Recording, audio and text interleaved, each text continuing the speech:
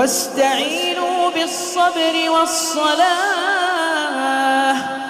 wa innaha lakabiratun illa 'alal khashi'in alladhina yadhunnuna annahum mulaqu rabbihim wa annahum ilayhi raji'un.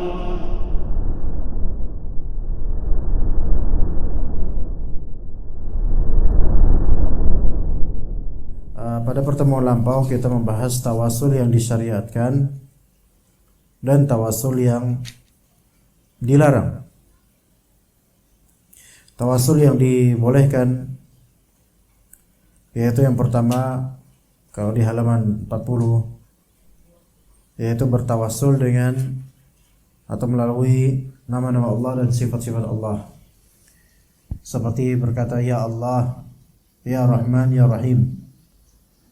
Atau berkata dengan keagunganmu, dengan kekuasaanmu, dengan rahmatmu. Ini semua tawasul. Itu yang pertama. Yang kedua, tawasul yang dibolehkan yaitu tawasul melalui amalan saleh. Tawasul melalui amalan saleh. Maksudnya tawasul melalui amal saleh yakni bisa dimaknai melakukan amalan saleh untuk mendapatkan apa yang dia inginkan dari maslahat akhirat, yaitu ridha Allah Azza wa Jalla, surga, dan apa yang ada pada Allah dari kenikmatan. Itu yang kedua dari tawasul yang diperbolehkan. Dan sebagian ulama kemudian mengkategorikan, dan kemudian yang ketiga yang mungkin nanti masuk ke dalam pertanyaan tiga, yaitu bertawasul dengan meminta kepada orang yang masih hidup untuk mendoakan kita. Itu semua tawasul yang diperbolehkan atau dianjurkan. Yang pertama, bertawasul dengan nama-nama dan sifat-sifat Allah. Yang kedua, bertawasul dengan amalan saleh, yaitu melakukan amalan saleh, kemudian berdoa kepada Allah Ta'ala dengan menyebut amalan salehnya dan meminta kepada Allah dengan amalan saleh tersebut agar dijawab doa-doanya. Kemudian yang ketiga, bertawasul dengan meminta kepada orang yang saleh terutama untuk mendoakan kita. Maka ini merupakan semua tawasul yang berdalil dan sah. Adapun yang kedua, tawasul yang dilarang, maka selain daripada tiga itu, yaitu memohon kepada orang-orang mati, itu mayit. Baik yang mati itu adalah orang saleh dulunya, wali, bahkan para nabi, maka kita tidak boleh meminta kepada mayit secara mutlak. Kita tidak boleh meminta kepada mayit secara mutlak. Dan kita tidak boleh meminta kepada yang gaib selain Allah. Ya. Dan kita misal meminta kepada orang mati untuk memenuhi hajat kita. Baik hajat duniawiyah maupun hajat akhirat. Seperti bertawasul dengan cara meminta kepada Rasulullah agar memberikan kita syafaat, dan mintanya itu setelah Rasulullah wafat. Maka sekarang tidak bisa, tidak boleh. Adapun ketika Rasulullah SAW masih hidup, maka itu diperbolehkan minta semoga diberikan syafaat oleh Rasulullah di hari akhir. Ketika Rasulullah masih hidup itu boleh. Tapi setelah beliau wafat maka sama hukumnya dengan meminta kepada mayit. Maka ini bentuk tawasul yang syirki atau yang bid'i atau yang haram. Baik, kita dan kemudian ada tawasul yang juga dilarang, yaitu bertawasul dengan kemuliaan Rasulullah, jabatan Rasulullah, posisi Rasulullah. Maka ini merupakan tawasul yang dilarang juga. Nomor 2, tawasul yang dilarang nomor 2 yaitu tawasul dengan kemuliaan Rasulullah, dengan jabatan Rasulullah, dengan posisi Rasulullah di sisi Allah, ya maka ini juga merupakan tawasul yang terlarang karena tidak ada contohnya, walaupun tidak sampai syirik, tidak sampai derajat syirik. Misal mengatakan as'aluka Allahumma bijahik rasulika ya Rasulullah, saya memohon kepada engkau ya Allah melalui jah yaitu jabatan atau posisi dan derajat Rasulullah SAW. Maka ini walaupun bukan syirik, tetapi ini bid'ah, tidak ada contohnya dari Nabi SAW. Dan kendati pun ini bukan syirik, namun ini bisa menyeret kepada perbuatan syirik jika diyakini bahwa Allah membutuhkan seorang wasitah, yaitu perantara seperti raja atau pemimpin lainnya, karena kita berarti telah mempersamakan Yang Maha Pencipta dengan makhluknya. Jadi bedakan antara wasilah dengan wasitah. Dalam berdoa, wasilah itu atau tawassul ada yang boleh syar'i dan ada yang tidak boleh. Adapun wasitah, maka itu diharamkan. Kedua-duanya termasuk perantara. Kedua-duanya sama-sama di Indonesia bahasa perantara, pengantar atau perantara. Tetapi ada perbedaan.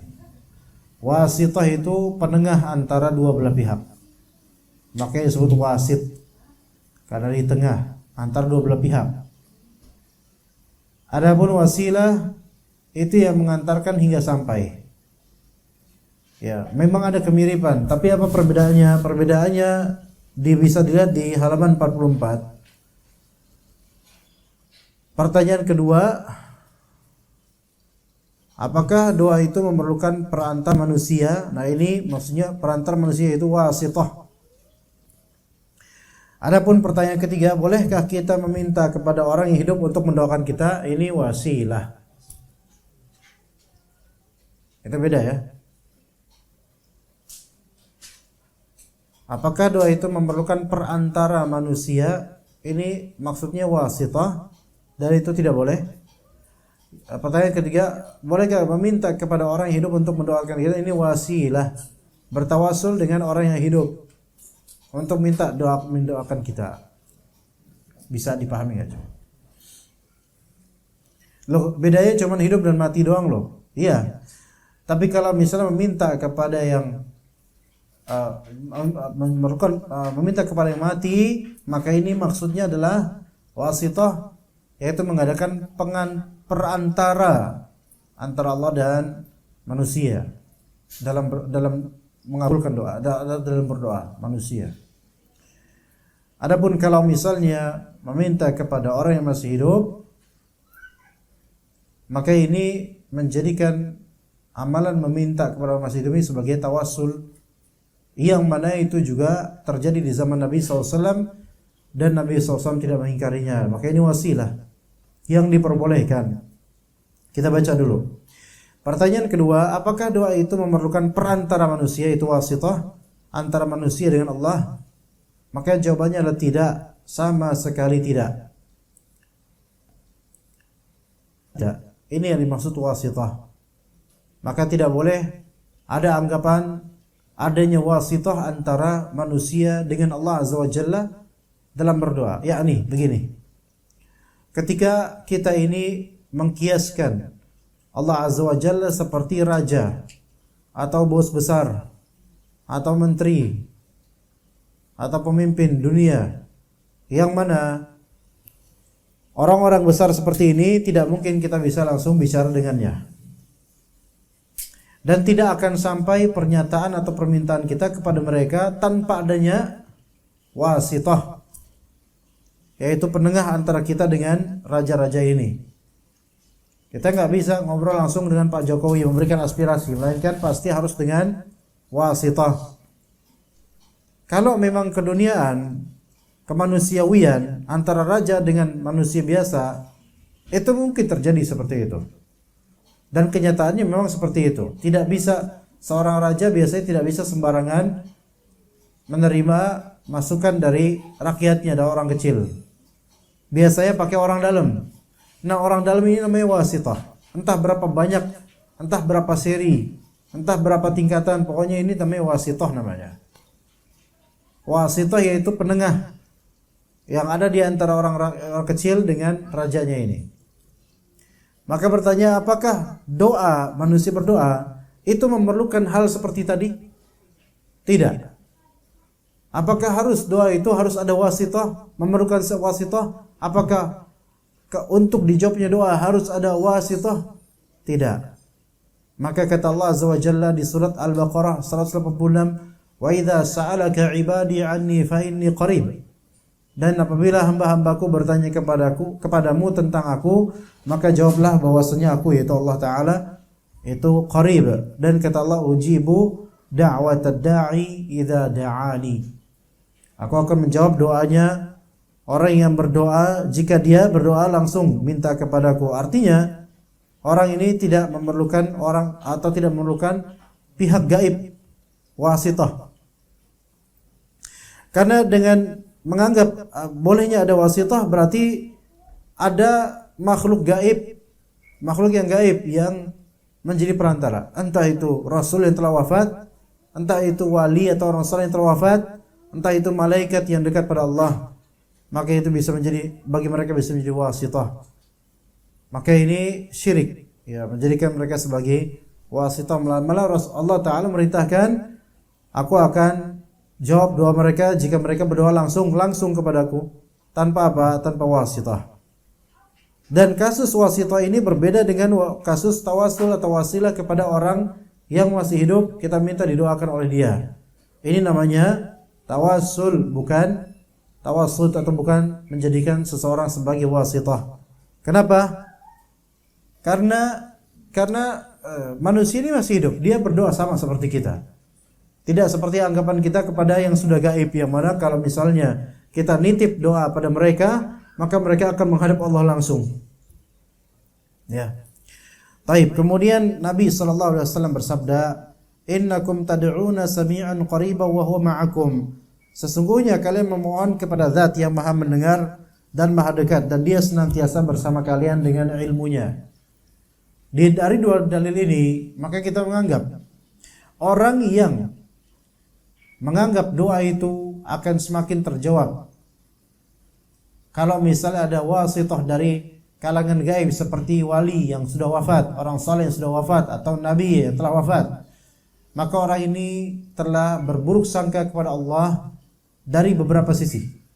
Satu, dari sisi wa idza sa'alaka 'ibadi 'anni fa inni qarib, dari sisi qurbatullah, kedekatan Allah Azza wa Jalla.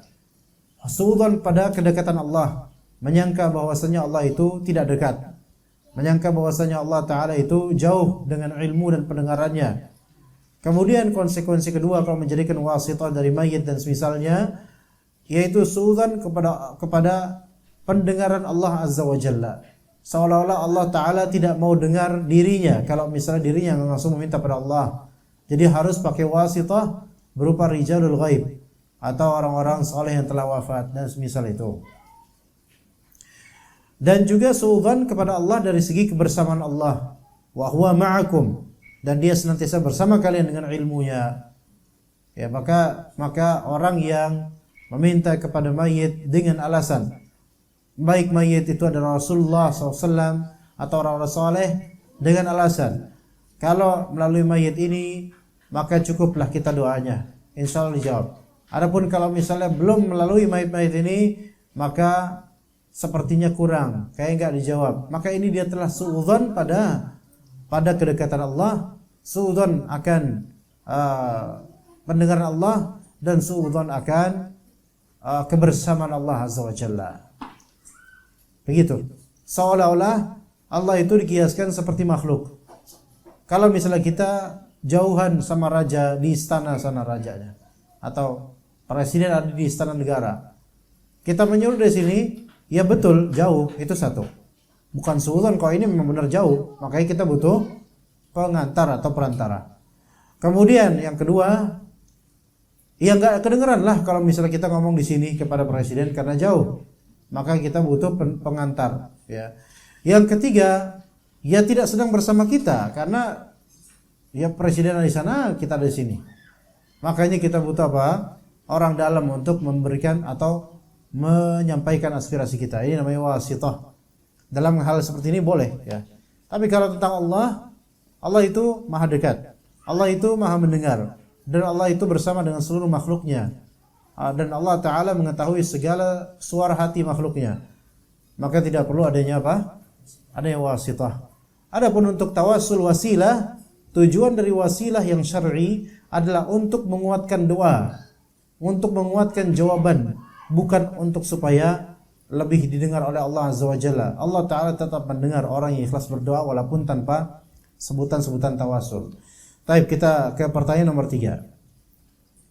Bolehkah meminta kepada orang yang hidup untuk mendoakan kita? Jawabannya iya, diperbolehkan meminta doa dari orang yang masih hidup untuk kita. Dan tidak diperbolehkan meminta doa dari orang yang telah mati, karena itu syirik dan itu menjadikan orang mati sebagai wasithah, penengah antara Allah dengan makhluk, dan itu tidak boleh. Baik, Allah Ta'ala berfirman kepada Rasulullah SAW ketika beliau SAW masih hidup, wastaghfir li dhanbika walil mu'minina wal mu'minat. Ya.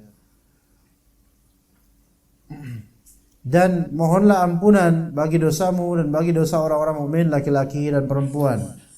Ini Allah Subhanahu wa Ta'ala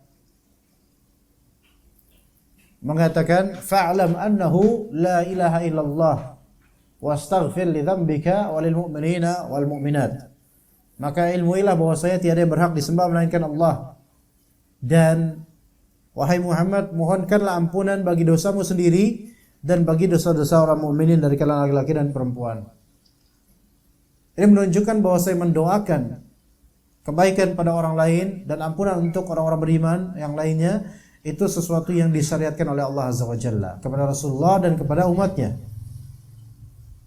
Dan ini Allah Ta'ala menyuruh Rasulullah SAW untuk mendoakan. Maka boleh kita meminta seseorang untuk mendoakan, baik mendoakan kita atau doakan orang lain.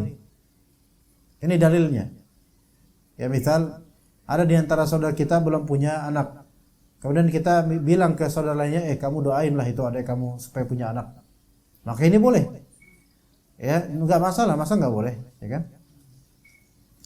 Untuk mendoakan diri kita sendiri boleh juga. Ya, di dalam hadis sahih yang diriwayatkan oleh Tirmidzi disebutkan bahwa seorang buta datang kepada Nabi SAW seraya berkata, berdoalah kepada Allah agar dia menyembuhkanku. Itu boleh.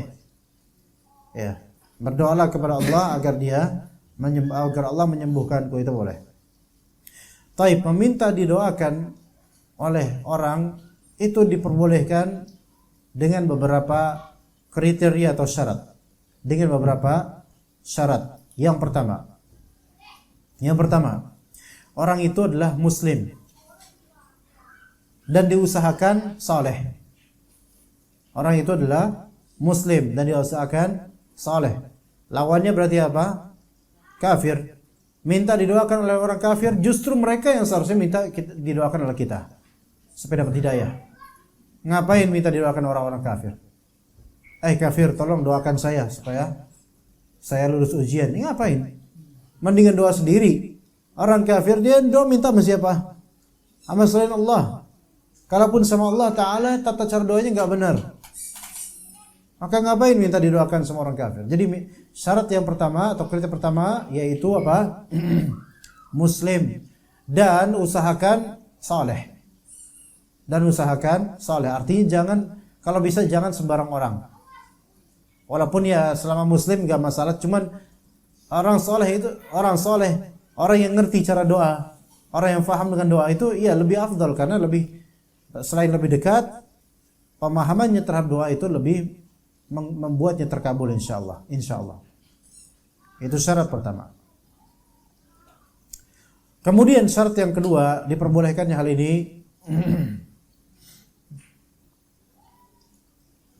tidak dalam konteks meminta feedback atas kebaikan kita. tidak dalam konteks meminta feedback dalam kebaikan kita, terhadap kebaikan kita. Ya, tidak dalam konteks meminta feedback terhadap kebaikan kita. Maksudnya apa? Maksudnya adalah kita memberi sedekah ke orang, bagi fakir miskin atau orang yang membantu orang.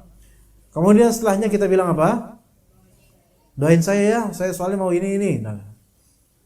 Atau doain anak saya, atau doain ini dan seterusnya. Ini kan udah meminta. Taib.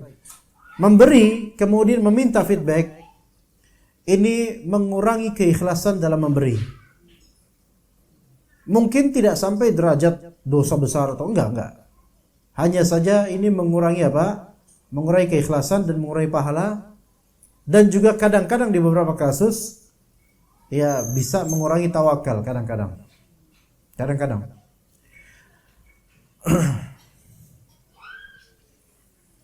Mengharapkan didoakan itu nggak masalah. Cuma kalau misalnya meminta didoakan setelah kita memberikan kebaikan, maka buat apa kita memberikan kebaikan? Kenapa nggak langsung aja minta didoakan? Seolah-olah kebaikan yang tersebut kita untuk membayar doa dia gitu loh. Maka pertanyaannya, apa hukumnya meminta didoakan setelah memberi orang? Ya, kita kasih dia nasi kebuli misalnya. Ini ya, tolong doain ya anak saya, atau ditulis di secara kertas. Semoga anak saya begini-begini ini ditulis. Maka mohon maaf yang seperti ini apa? Mengurangi keikhlasan. Dan sebagian ulama seperti Syekhul Islam Ibnu Taimiyah mengatakan hal ini tidak boleh. Ya. Tetapi mengurangi keikhlasan cuman tidak membatalkan amalan. Amalan sedekahnya, pemberiannya tetap sah, insyaallah berpahala. Hanya saja ini minta didoakan dengan cara yang kurang etis, kurang baik dalam Islam karena mengurangi keikhlasan. Ya, jadi meminta didoakan setelah memberikan atau sebagai feedback untuk kebaikan kita, maka itu tidak baik. Ya, jadi syarat tadi pertama apa? Yaitu muslim diusahakan soleh. Yang kedua, tidak dalam konteks tidak dalam konteks meminta feedback terhadap kebaikan kita. Ya. Dan yang ketiga, yang syarat ketiga, tidak mengurangi tawakal apalagi menghilangkannya. Tidak mengurangi tawakal kepada Allah apalagi menghilangkannya, itu syarat ketiga terakhir. Jadi yang pertama, syarat bolehnya kita meminta didoakan oleh orang lain. Yang pertama, orang itu muslim dan usahakan dia soleh. Ya, sehingga kita itu enggak kepada setiap orang, sembarang orang kita minta doakan. Ketemu tukang somai kita beli, doain apa ya? Doain apa bu ya? Ya apa aja kayak gitu. Kan udah saya beli somainya. Nah ini enggak enak kan kayak gini. Ibu beli somai aja. Kalau mau didoain ya udah. Gitu kan? Yang kedua, tidak dalam rangka menagih feedback terhadap kebaikan kita. Ya. Yang ketiga, apa yang ketiga? Tidak mengurangi apalagi menihilkan atau meninggalkan tawakal kepada Allah. Jadi kadang ada orang, dia ini merasa kalau belum minta didoakan oleh ustadznya, kayaknya nggak bakal dijawab nih. Nggak boleh seperti itu sebenarnya. Ya, merasa saya banyak dosa, kayaknya nggak dijawab kalau misalnya saya yang cuma saya doa, harus ustadz saya juga, atau guru saya, atau kiai saya, atau syekh saya. Maka kemudian diminta sama syekhnya, Syekh Afwan ini ada amplop untuk Syekh.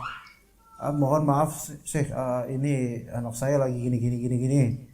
Maaf, tolong doain Syekh. Syekh yang benar itu biasanya pertama amplopnya diambil, ngedoain kagak? Bener gak tuh? Kalau saya sih kayak gitu deh. Amplopnya sih ambil aja. Ya kenapa kan namanya dikasih kan ya? Kan ini antum mau nggak nanti kita bagi setengah-setengah?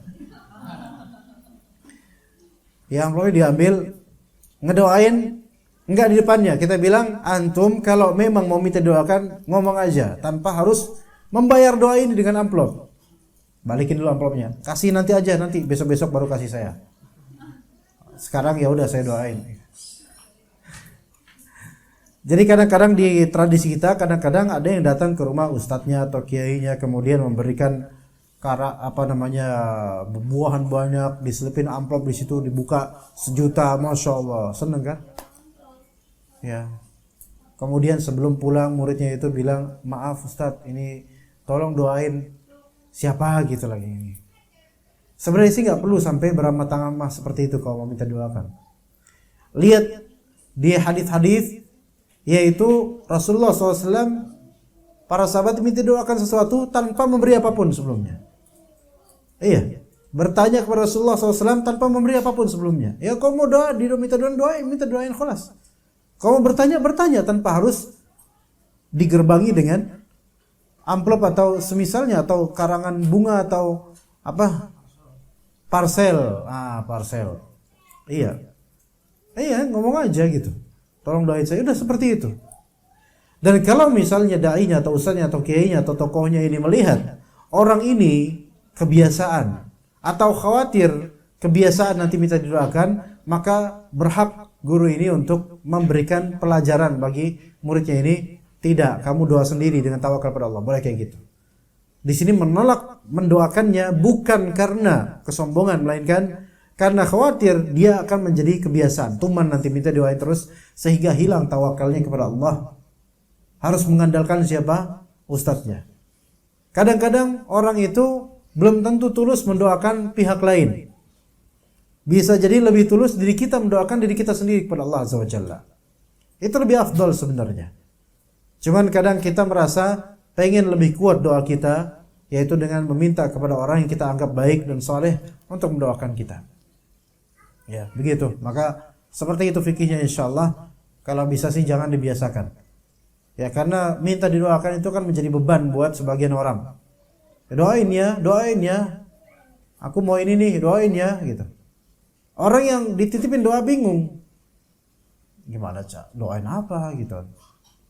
Ya, kan bingung apa yang harus didoakan. Ya. Dan juga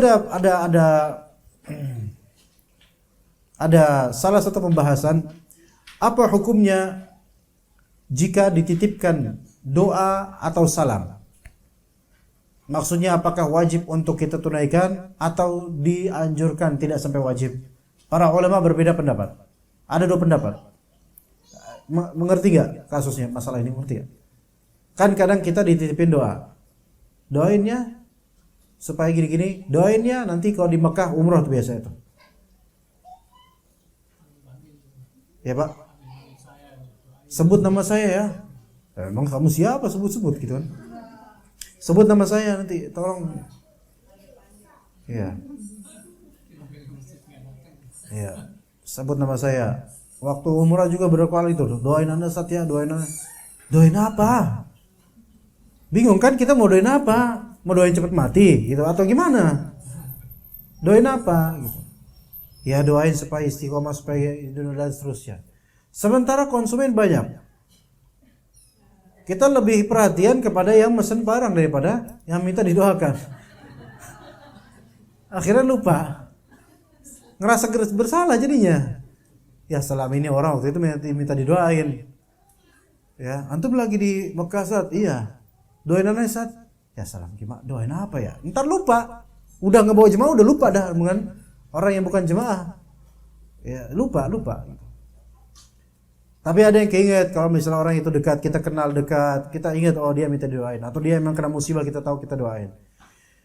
Apa hukum nitip doa seperti ini? Kalau memang memberat, asalnya boleh. Sebagaimana tadi, minta didoakan, boleh. Apalagi orang itu sedang berada di Mekah, misalnya di dekat Ka'bah, misalnya mungkin merasa, Waalaikumsalam, Masya Allah, merasa lebih mustajab mungkin, fadhal boleh.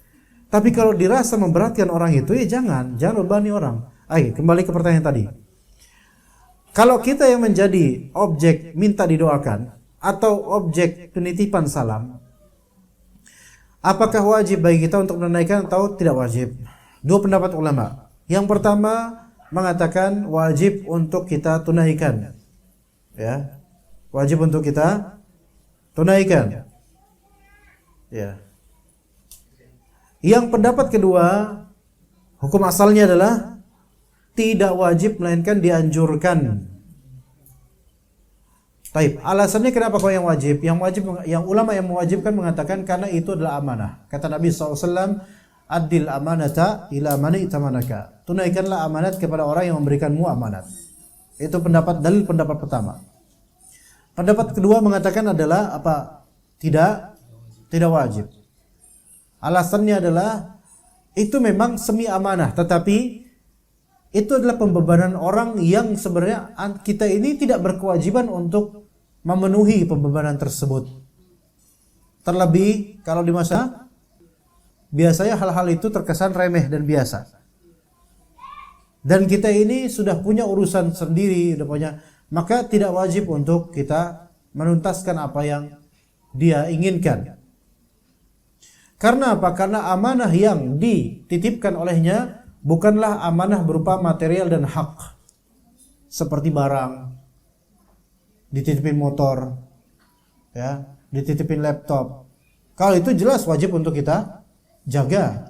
Tapi kalau dititipin salam, ini kan suatu maknawi yang kadang-kadang luput dari kita karena memori kita kadang terbatas, kadang emang gak ingat, maka wallahu alam tidak wajib, dan itu yang lebih tepat. Salamnya gitu kan biasa gitu. Ya. Salamnya buat fulan. Ya, misal antum ini ya, antum misal ana ikut daurah misalnya. Kemudian di daurah itu ada banyak ustadz. Beberapa ikhwan, kemudian antum ketemu siapa aja, ada ustadz ini. Salamnya buat beliau ya.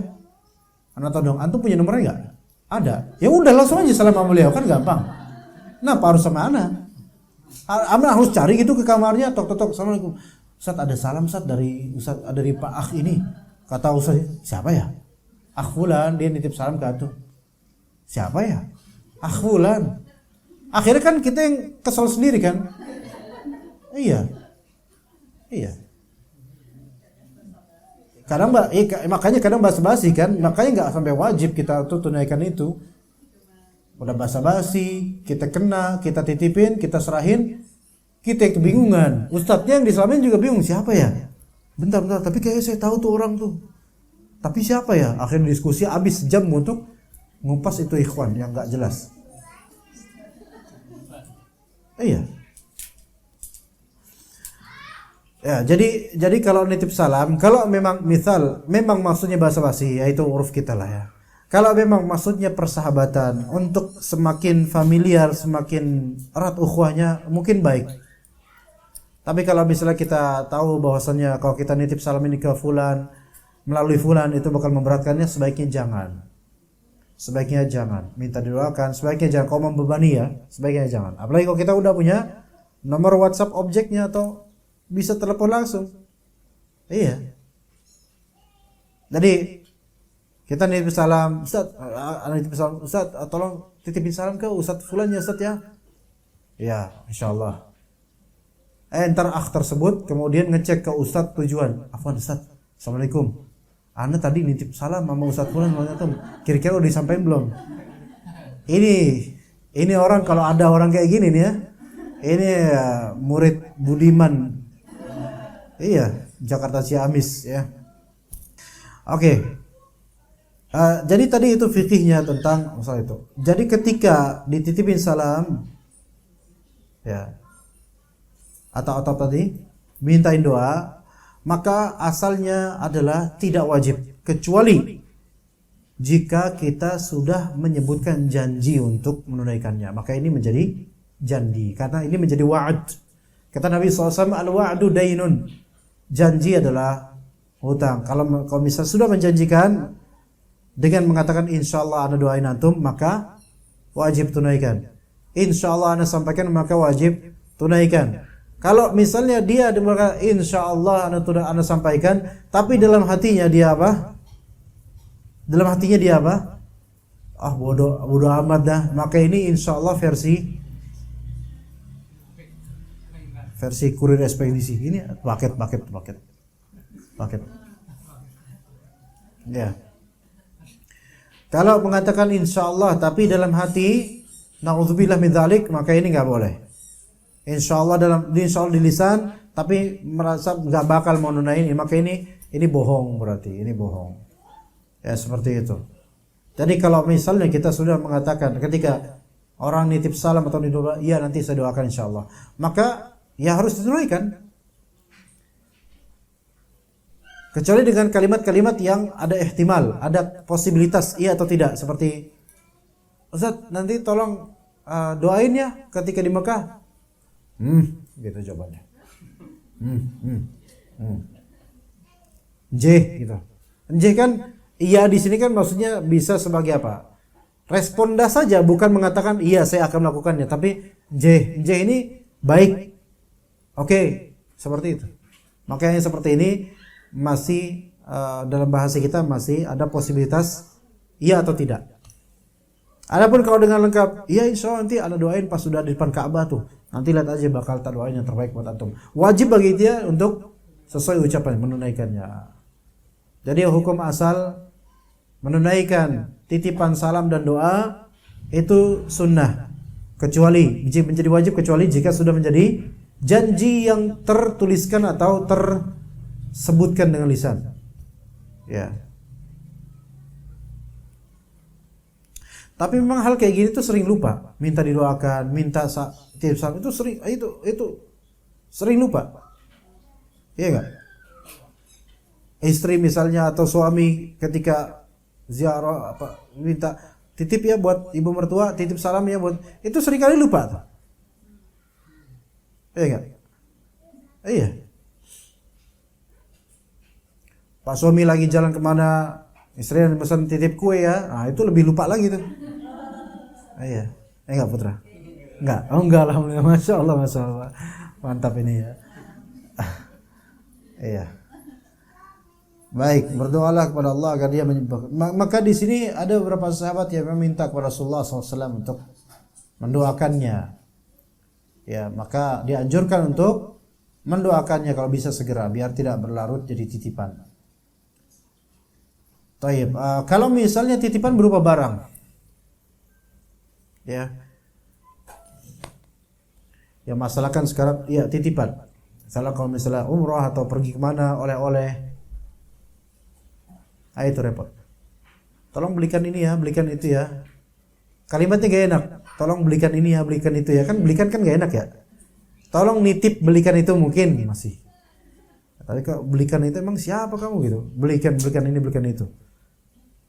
Ini kan berarti minta dibelikan. Lah kalau kita iya kan nanti insya Allah saya akan belikan kamu. Ini berarti janji bukan?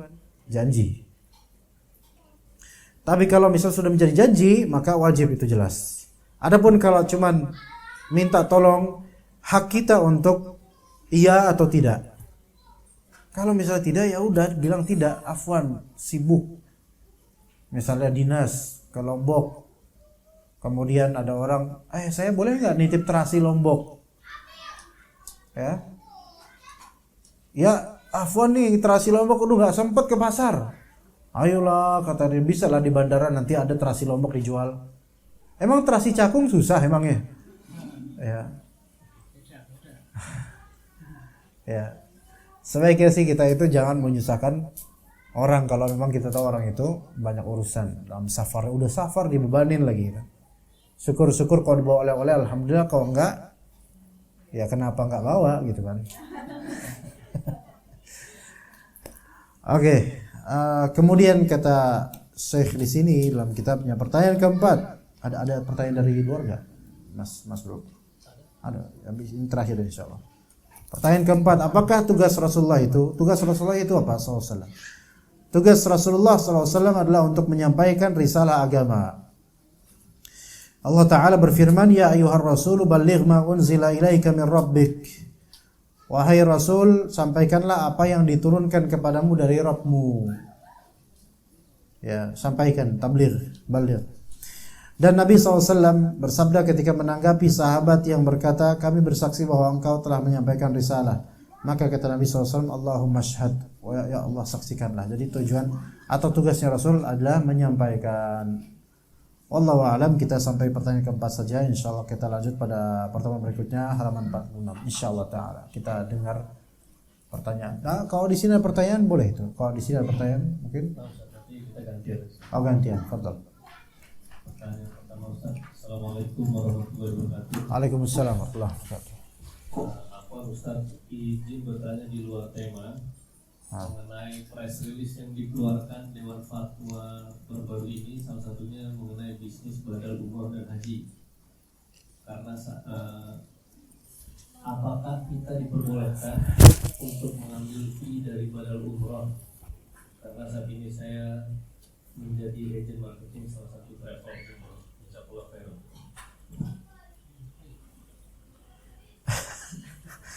Itu pertanyaannya seperti mau membenturkan kayaknya nih.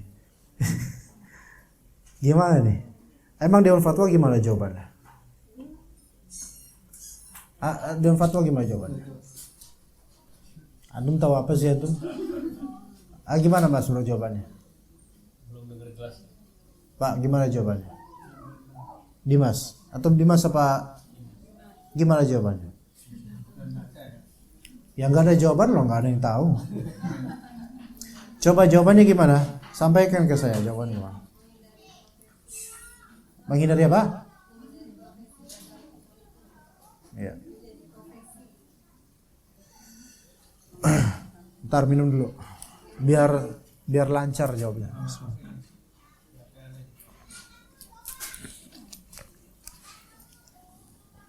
Iya.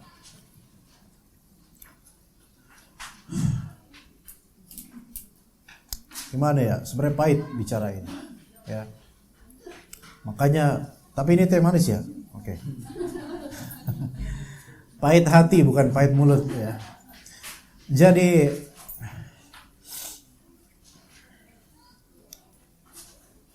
problem sekarang itu di masalah travel haji umroh, biro haji umroh dan semisalnya itu,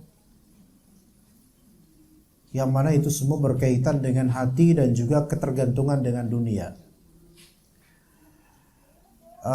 Alhamdulillah dari awal saya pribadi itu tidak terikat dengan travel manapun sehingga bebas bicara.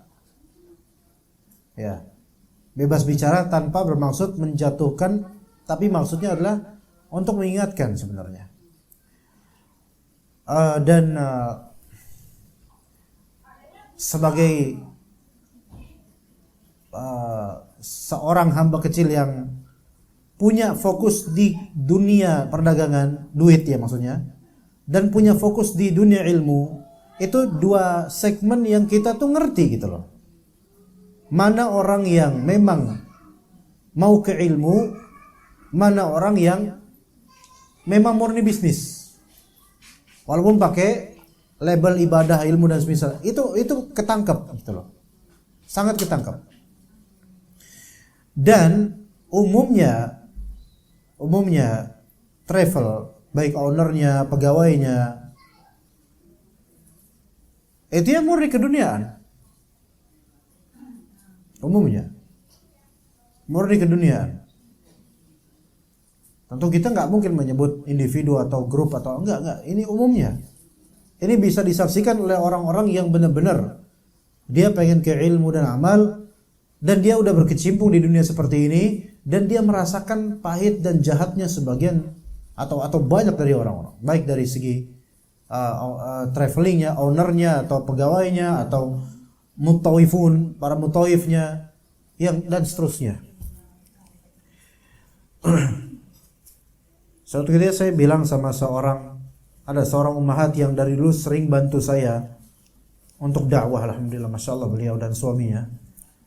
Itu saya bilang ke beliau dari waktu umrah Syawal itu saya juga sempat bertemu beliau dan suaminya, masih ngobrol di Makarim Ajiat Makarim, di hotel di Mekah maksudnya. Ya, ketika bertemu kemudian Desember November bertemu lagi, dan kemarin setelah Saya 1 tahun umrah 3 kali, alhamdulillah, itu kenikmatan memang. Namun ada rasa seperti penyesalan dan hal yang sebenarnya merasa bersalah ya. Karena sudah tidak bisa khusyuk lagi, makin kemarin nggak bisa khusyuk, makin nggak bisa khusyuk. Ya, itu baru 3 kali setahun. Mungkin salah saya pribadi, ya. Entah apa dosa, entah memang dunia atau gimana. Tetapi juga di sisi lain, saya sangat melihat bahwasannya semua ini dunia kecuali jemaah-jemaah yang ikhlas. Rata-rata jemaah itu ikhlas. Dan justru yang sangat saya sorot diri saya sendiri, para ustadz pembimbing dan terutama mutawif. Lebih-lebih dengan biro travelnya. Yang semua itu seharusnya penyelenggara dan pembimbing kita ini seseorang yang paling dekat sama Allah ketika itu, dan saya melihat yang paling jauh kita sendiri. Yang paling jauh kita. Beneran. Anda bukan berarti nggak mau umroh lagi, nggak mau diminta untuk, nggak, bukan berarti gitu, bukan. Tapi ini yang bisa Anda ungkapkan secara jujur karena Anda nggak terikat dengan siapapun. Sehingga Anda berani ngomong ini. Dan ketika ada misalnya ada mutawif atau ustadz pembimbing atau owner siapapun menginterupsi akan hal seperti ini, maka Anda akan tanya kepadanya, antum jujur aja deh. Apa yang antum rasakan? Di saat para jemaah mereka, banyak sebagian itu yang ketika tawaf menangis. Antum nangis gak di masa waktu itu? Apa ketawa jangan-jangan? Iya. Dan di pengalaman saya, semakin sering kita itu malah semakin beku hati itu. Seolah-olah ini udah biasa, besok juga umroh lagi kok. Itu seperti itu. Beneran seperti itu yang kita rasakan. Mungkin itu cuma anak doang kali ya. Tapi anak nggak yakin karena anak melihat beberapa juga seperti itu, seperti biasa aja gitu. Lebih ke ngurusin jemaah dan repot di situ dan nggak repot di hatinya untuk ibadah. Kemudian juga salat. Ketika kita tahu keutamaan salat di Mekah di Masjid Nabawi, Masjidil Haram 100.000 derajat. Dan itu kan ada fatwa yang memang itu sahih, memang berlaku untuk seluruh masjid yang ada di tanah Makkah. Iya. Iya benar. Sampai di Hotel Makarim itu kan, Ajat itu di lantai berapa itu? Lantai 9 atau lantai berapa itu? Kan ada masjidnya itu dia. Salat di situ sama derajatnya. Dan ternyata ketika kita udah tahu hal-hal seperti ini, kita jadi bermudah-mudah. Ini bagi mutawif dan ustadz pembimbing. Enggak mau berkorban lagi atau jarang mau berkorban untuk langsung ke nyari depan Ka'bah lah kalau bisa gitu. Udah enggak sesemangat jemaah-jemaah yang first time atau yang tua. Ini kenyataan. Yang itu membuat anak sakit sebenarnya. Membuat anak tuh sakit. Kenapa? Maksudnya sakit bukan fisik aja. Kenapa kok malah saya yang seperti ini gitu loh. Ya. Dan itu yang dikhawatirkan juga oleh para asatidzah. Ketika badal haji dan badal umrah menjadi profesi. Ya kita nggak bisa membelek hati manusia, tetapi saya dai, saya tahu duit. Saya tahu juga faedah-faedah ilmiah sedikit ya. Tahu duitnya lebih banyak mungkin. Tapi di sini kita bisa merasakan dua dimensi ini, ikhwan. Dan juga ummahat. Dan juga memang ada grup-grup mutawif, grup dan semisalnya yang memang itu tugasnya ya menjadi mutawif. Ya kita doakan semoga semua dari kita ikhlas insyaallah. Cuma sangat sulit. Sangat sulit. Ya. Terlebih ketika gaji mutawif per day misal 1 juta misalnya. 10 hari aja membimbing 10 juta khalas. Memang taraf 10 juta itu masih agak ringan, standar di Saudi. Tapi ya itu.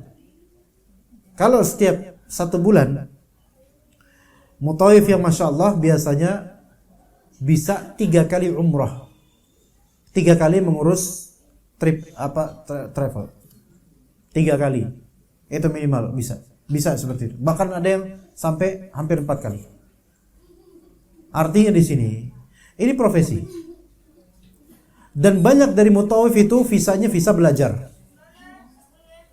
Bukan visa bekerja atau apa, berkewarganegaraan asli atau enggak, visanya visa belajar. S2 atau S1 Madinah. Yang mana kalaupun sekali saja oke lah. Tapi kalau dijadikan ma'isyah, pencaharian dan selalu tiap saat untuk seperti itu, maka dia telah berkhianat kepada negara sebenarnya. Menipu.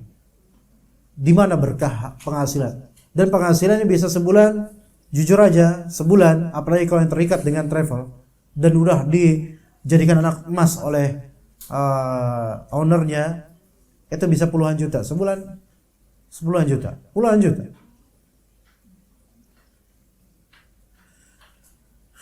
Ya seperti keadaannya. Badal umrah atau badal haji jadi profesi. Dan juga sebagian dari mutaif ya juga pakai badal umrah dan dapat bayaran lagi dari hasil badalnya. Artinya ini semua jauh dari ilmu yang benar. Makanya saya bilang ke orang yang tadi saya sebutkan suami istri itu yang baik sama saya. Ketika udah sakit pulang Desember saya bilang, "Bu, sepertinya kalau besok-besok ada yang nawarin umroh dalam waktu dekat, saya belum mau dulu deh." Ya. Karena memang bukan berat. Kadang ya berat di fisik itu memang ya dengan obat. Tapi kalau udah berat di hati, melihat kenyataan yang pahit, yang mana kita itu kalau mau ngomong pun sungkan karena sesama ustadz misalnya, atau mau ngomong pun sungkan karena dia owner travel punya duit banyak, ntar kita nggak dapat duit lagi gitu. Sungkan kan? Tapi itu yang terjadi. Maka itu yang dikhawatirkan oleh para asatidzah, ramuan dari hukum yang mereka racik dari kok racik sih kayak parfum aja diracik, apa namanya? Istinbat, dalil-dalil ya. Itu saddu dzari'ah, yaitu untuk mencegah keburukan, maka mereka memfatwakan itu. Dan kalau boleh mungkin memilih, saya lebih milih fatwa itu sebenarnya. Atau siapapun ulama yang mengatakan itu tidak boleh, saya lebih memilih itu. Mungkin bukan tidak boleh secara zat dari segi hukum tata cara badalnya, mungkin bukan itu mungkin. Tapi kekhawatiran para asatidzah yang kibar yang senior ini terhadap banyak dari ustadz-ustadz muda yang sekarang beralih profesi, ngajar nggak berkualitas, ilmu nggak lagi dibaca, buku-buku tebal bergonggok semua. Apa bergonggok itu apa? Ankabut apa? Gonggok itu laba-laba, ya itu udah kusam semua. Lebih banyak megang kartu ATM daripada buku. Lebih banyak ngurusin visa daripada itu. Birokrasi semua. Karena di balik itu ada cuan yang besar, jemaah. Dan ini Anda ngomong kayak gini berani-berani kelas. Enggak ada yang undang pun enggak apa-apa, enggak masalah. Karena rezeki dari Allah SWT. Makanya ini Anda pribadi mengkhawatirkan diri Anda dan juga siapapun. Maka fatwa semacam itu sebenarnya lebih baik. Menutup semacam. Walaupun ada fatwa kayak gitu, orang-orang ini akan mencari fatwa lain yang membolehkan. Bepergian tanpa mahram misalnya. Dikenal dari dulu itu tidak boleh di travel sunnah. Sekarang travel sunnah menjamur, yang baru banyak, orang lama bikin baru lagi banyak. Dan mencari celah dan juga pembenaran bahwasanya umrah perempuan tanpa mahram enggak masalah. Enggak apa-apa. Iya, tapi mereka bukan Tuhan. Arab Saudi pemerintahan. Tahan bukan Tuhan. Dibolehkan oleh mereka itu dari segi birokrasinya, bukan dari segi hukum syar'i. Itu mereka tidak dalam mengenakan hukum syar'i, bukan, tapi dalam masalah birokrasi untuk mempermudah aja. Dan juga kan pemerintah Saudi Arabia sekarang tidak sama dengan seperti belasan tahun lalu atau tahun-tahun lalu. Keputusannya banyak berbeda. Ketika Syawal aja, ketika kita umrah di waktu itu aja kalau nggak salah, yang nungguin visa itu kan perempuan kalau nggak salah ya. Itu sesuatu yang dulu nggak ada, sampai mimpi pun nggak pernah mimpi kayak gitu. Kok bisa perempuan Saudi dipekerjakan ngurus visa gitu sampai rentetan banyak laki-laki itu, masya Allah. Ya begitu. Apakah kemudian kalau atlet itu dibolehkan kemudian ayo kita ikutan dah, perempuan nggak apa-apa jadi pekerja visa, ngelayanin banyak laki-laki untuk ngelihat-lihat visanya? Ya dibolehkan, dibukanya oleh pemerintahan Saudi itu bukan berarti berubahnya hukum syar'i. Dan kemudian juga ada beberapa fatwa dari ustaz yang juga saya sendiri ketika mendengar Ustaz Fulan ini rahimahullah, ustaz kita juga membacakan fatwanya, beliau sendiri sebenarnya ada keraguan karena beliau menyebut ini masalah khilafiyahnya karena beliau khawatir ini salah gitu loh. Khawatir mengatakan bahwa saya mahram nggak harus kalau misalnya tripnya aman, itu khawatir beliau anak merasa sebagai ustadz juga, anak merasa beliau ada kekhawatiran mengatakan itu. Dan ternyata fatwa-fatwa seperti itulah yang sekarang mulai dipakai oleh travel umrah. Sampai ada kemudian salah satu travel umrah, ownernya atau salah satu penggawanya itu konsultasi ke anak bilang, antum akan bertanggung jawab nanti ya Pak. Kalau ternyata fatwa ini salah, yang selama ini kan kita pakai di travel sunnah, jangan tolak, harus ada mahramnya. Kalau bisa jangan kecolongan. Tapi Ustaz, tapi ada fatwa Ustaz Fulan, anak nggak mau nyebut nama Ustaz ini, kita hormat sekali sama Ustaz ini. Ustaz Fulan ini, coba dengerin. Anak ngerasa Ustaz Fulan ini, beliau pun agak ragu untuk menyampaikan ini.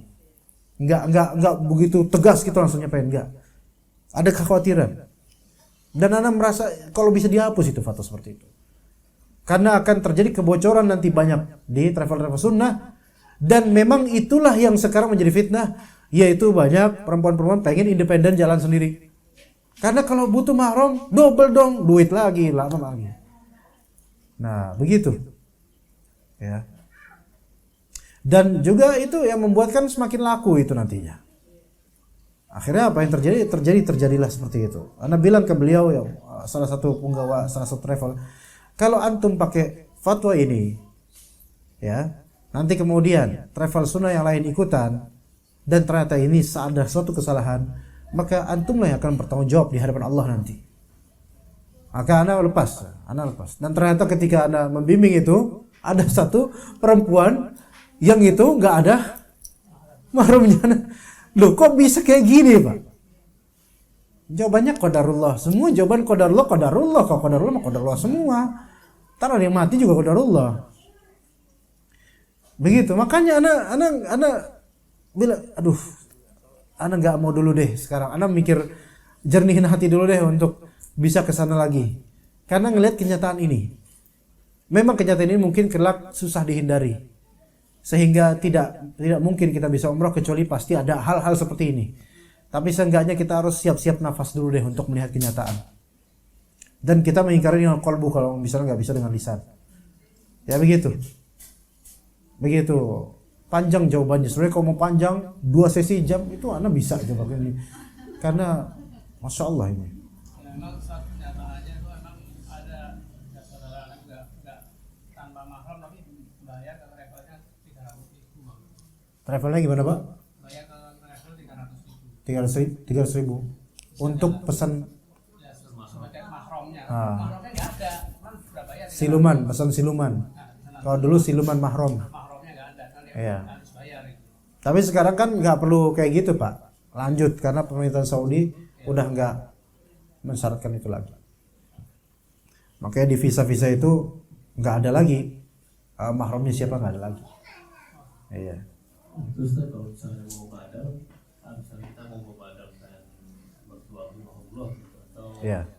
orang tua yang udah meninggal, sebaiknya kita jalan sendiri membadalkan beliau itu atau gimana? Jalan sendiri sekali trip. Iya. Dengan syarat antum udah haji sebelumnya. Kalau belum haji nggak boleh. Kalau badal umrah nggak harus udah umrah dulu saya. Iya.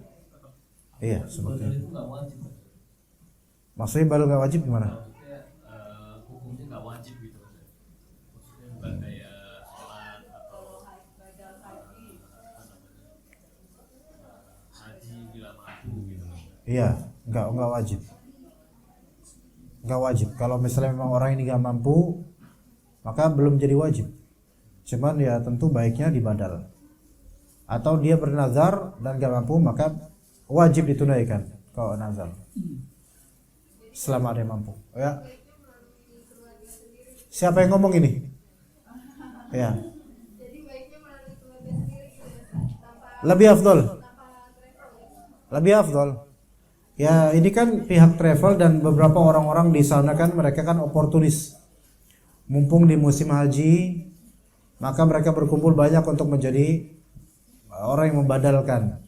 Karena itu lebih murah daripada harus haji langsung.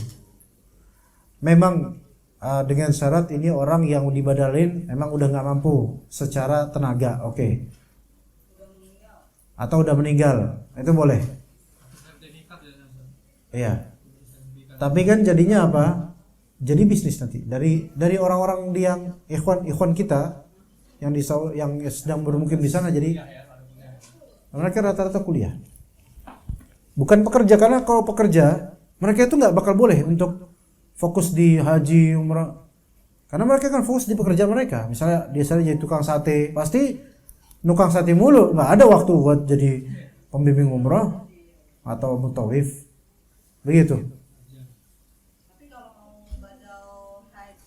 Yang mana nih yang ngomong nih? Oh iya, ya. Kalau mau badal haji lewat travel itu, misalnya orangnya udah meninggal tapi keluarganya itu juga agak berat untuk mereka membadalkan. Kenapa berat? Orang tuanya haji karena dia juga belum haji gitu. Iya nggak wajib itu, berarti dia haji aja dulu kok, itu nggak wajib. Wajibnya dia aja dulu yang haji. Atau kalau emang nggak bisa semua, ya udah duitnya kasih saya biar saya yang haji, insyaallah enak. Enggak ya, saya yang haji, saya belum alhamdulillah pada Allah belum. Iya. Ya, ada lagi. Wah, iya. Assalamualaikum Ustaz. Waalaikumsalam. Bagaimana dengan mengatakan bahwa dunia ini diciptakan dari Nur Muhammad? Apakah termasuk kesyirikan? Jazakallahu khairan. Itu hadis palsu, ya.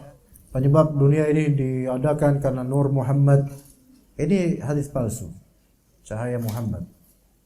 Apakah ini kesyirikan? Wallahu alam. Bagaimana kronologi hadis palsunya saya tidak tahu, ya. Tapi yang dengar-dengar ya seperti itu, sebagian orang menganggap seperti itu. Dan walaupun memang misal ini bukan kesyirikan, memang ini kadzib, ini kedustaan. Yang juga bisa kedepannya jadi hulu, orang-orang jadi hulu dan menganggap bahwasanya segala sesuatu itu berkaitan atau berdasarkan cahaya Muhammad sehingga kita bertawassul dengannya, dan ini nggak boleh. Ya, al-muhim ini diawali dari hadis palsu dan khurafat, ya. Maka sebagian dari orang namanya Nur Muhammad gitu. Sebenarnya boleh Nur Muhammad, boleh. Iya. Nama itu nggak masalah, cuman kalau dari nama itu ada keyakinan tertentu bahwa segala sesuatu itu berasal dari cahaya Muhammad, maka nggak boleh. Iya. Mungkin pertanyaan langsung, ada yang mau nanya? Ibu. Ayo, so. Ada yang nanya nggak? Ada.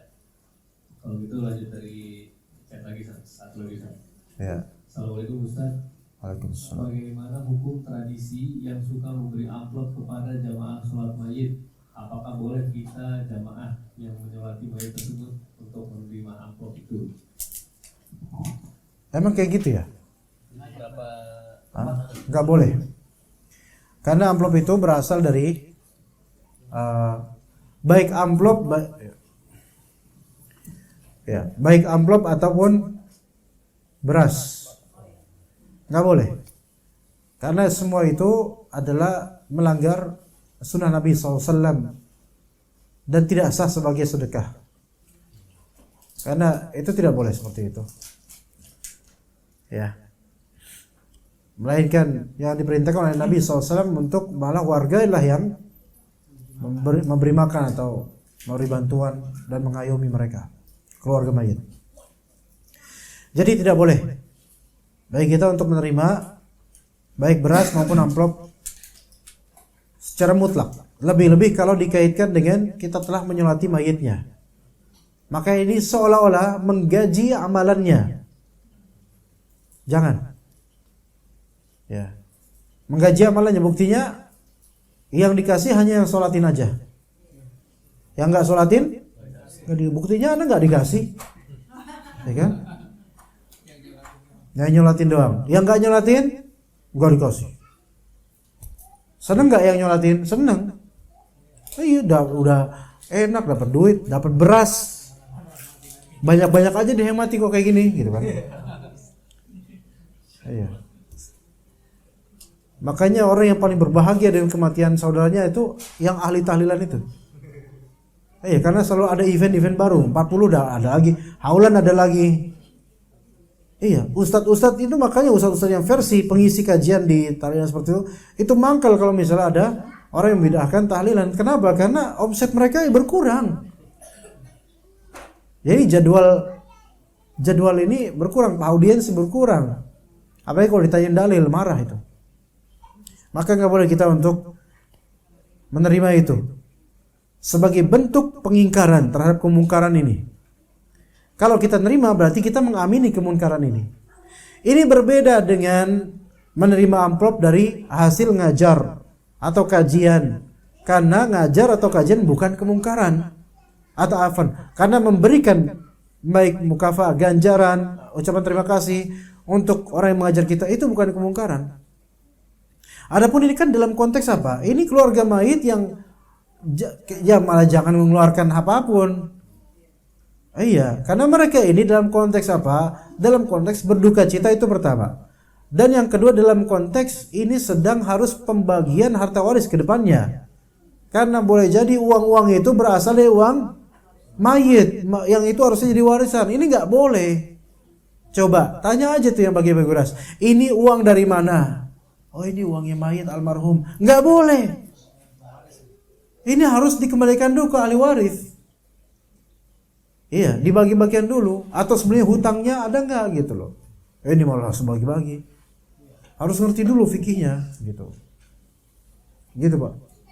Ana nggak marah sama antum nggak, karena bukan antum. Tapi tenang aja. Iya. Ada lagi pertanyaan dari Muhammad atau Bapak? Dibacain lah. Di mana? Itu yang dari mana tuh? Oh. Ibu-ibu ada pertanyaan ibu-ibu? YouTube siapa? Ini YouTube siapa? Ya udah coba baca. Atau baca aja.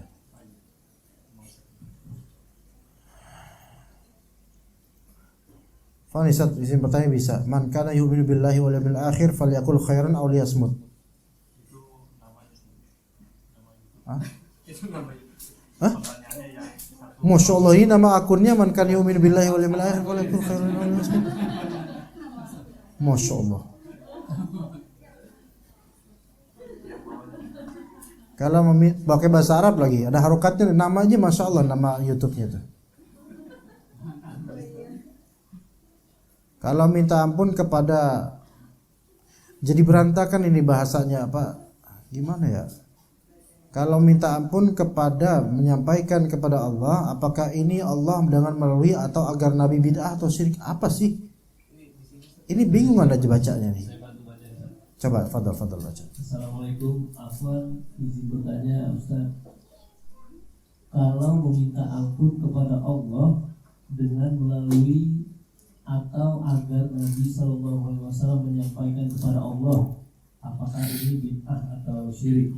Ini bid'ah dan syirik karena ini sama seperti tawassul ya, menjadikan Rasulullah sebagai wasithah untuk meminta pengampunan atau doa-doa sama, ini tidak boleh.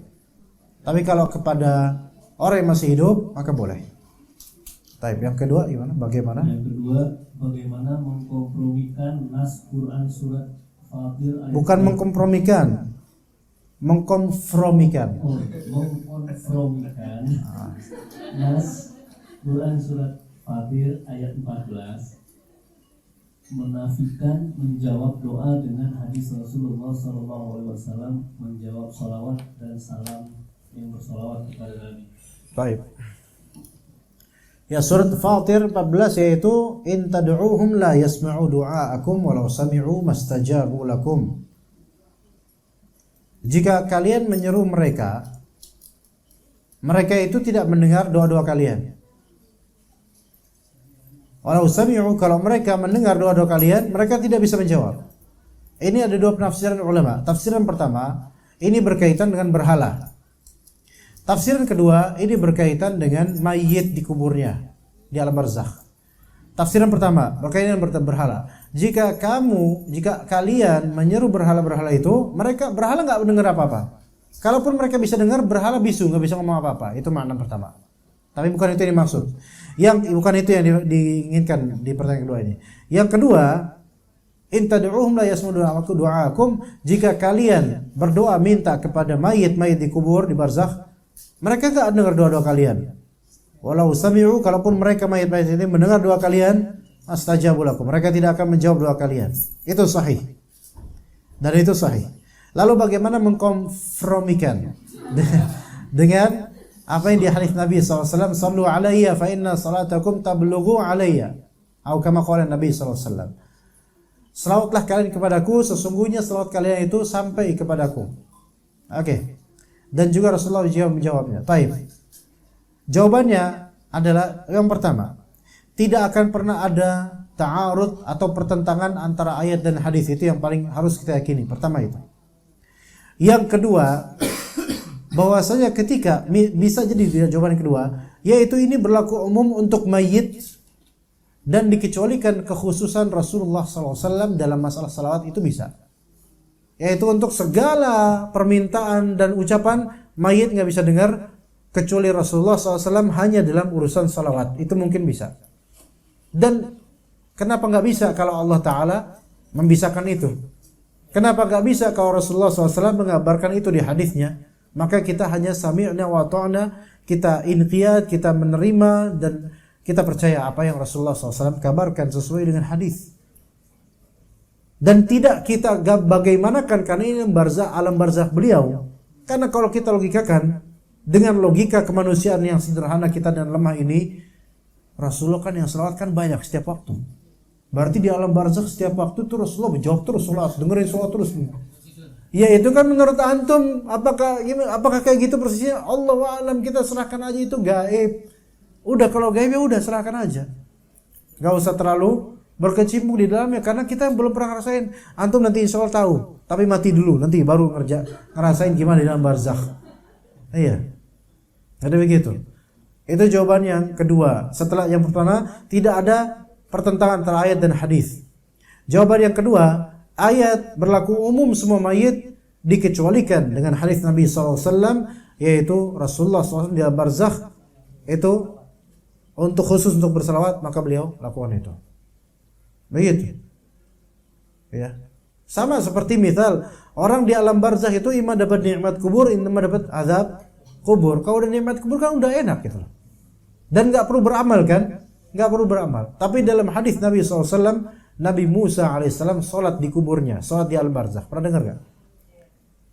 Apakah di sini Nabi Musa dalam rangka beramal? Enggak. Ya dalam rangka menikmati nikmatnya aja. Yaitu gaib, kita percaya aja. Enggak usah dipikir, masa di kuburan selawat? Katanya di kuburan salat.